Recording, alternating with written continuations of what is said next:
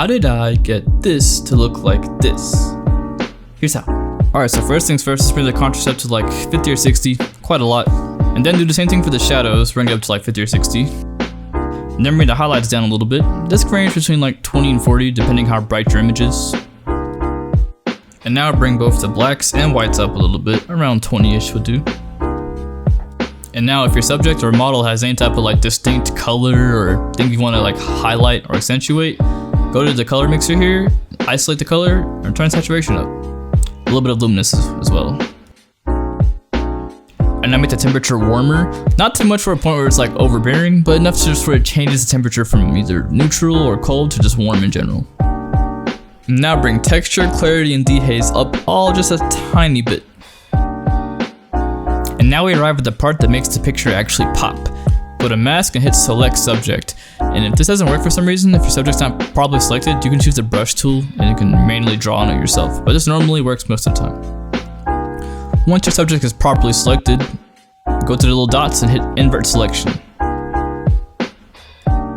After the selection is inverted, go ahead and bring the exposure down just a little bit. Around 0.5 to 0.7-ish is okay. Now bring the shadows up to around like 50 or 60, quite a lot. After that, you can kind of adjust the exposure to how you see fit. Like bring it up or bring it down, it's up to you. Then bring the whites up to around like 20 to 30-ish and bring the blacks down to around like 12 to 20-ish. And now lower the temperature. This will make the foreground pop out a lot more than it did before. If your photo is a portrait photo like this one, there's a lot of bokeh in the background, I would recommend bringing down the texture and clarity down to like 20-ish, maybe 30, and then dehaze up to like 15 or 20. And as you can see, there's already quite a bit of a difference between before and after.